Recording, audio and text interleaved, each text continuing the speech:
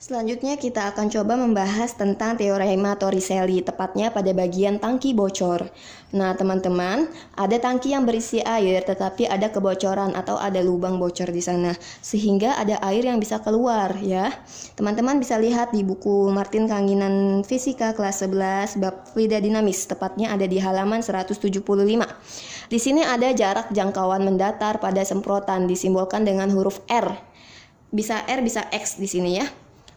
Boleh R atau X. Di sini ada jaraknya, jarak jangkauan mendatar semprotannya ini ya yang dimaksud. X sama dengan akar dari 2 dikali H dikali Y. H untuk ketinggian permukaan air di atas lubang. Nah, sedangkan Y adalah kedalaman dasar di bawah lubang. Untuk membedakannya, apa itu H dan untuk apa itu Y? Nah, teman-teman lihat. Kalau H itu adalah dari ketinggian total dikurang sama dari lubang ke tanah. Lubang ke tanah itu kan 100. Ketinggian total airnya atau fluidanya 125, maka H-nya adalah sisanya. H 125 dikurang 100, yaitu sisanya 25. 25 ini adalah dari permukaan ke lubang ya, atau dari atas ke lubang. Itu adalah H. Dan untuk Y adalah dari lubang ke bawah atau dari lubang ke tanah. Ini simbolnya Y gitu ya teman-teman.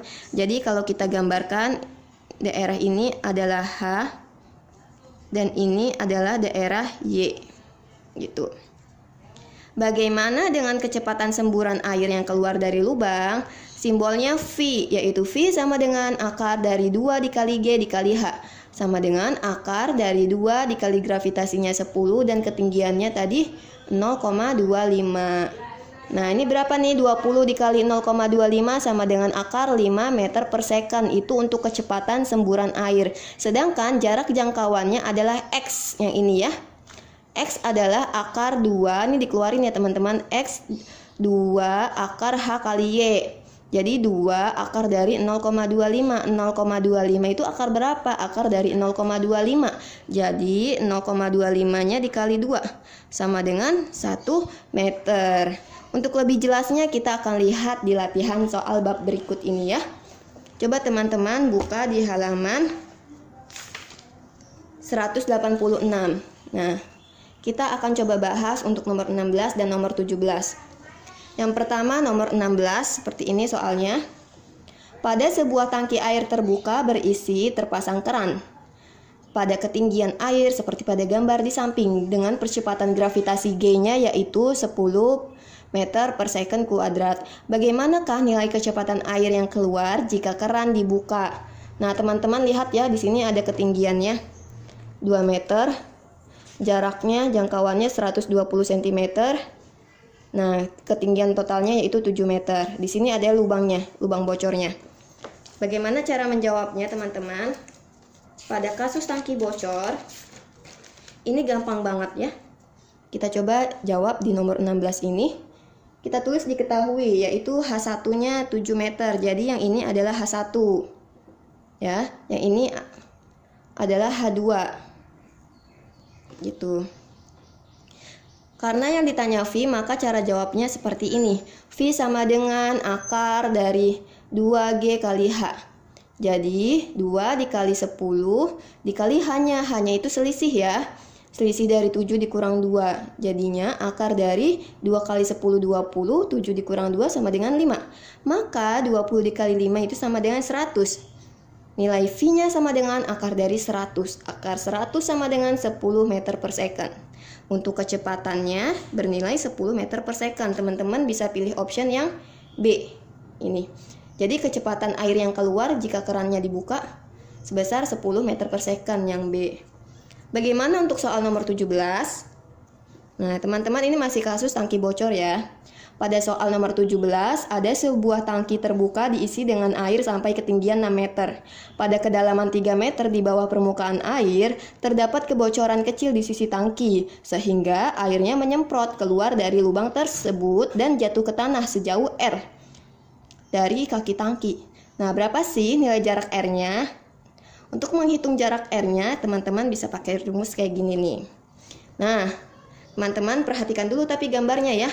Di sini ada ketinggian 6 meter. Teman-teman lihat deh. 6 meter ini kita tulis simbolnya H. Nah, untuk 3 meter ini H1. Jadi berapa H2-nya? Ini sisanya H2 ya. H2-nya sama dengan 6 dikurang 3 ya enggak? Jadinya 3 meter.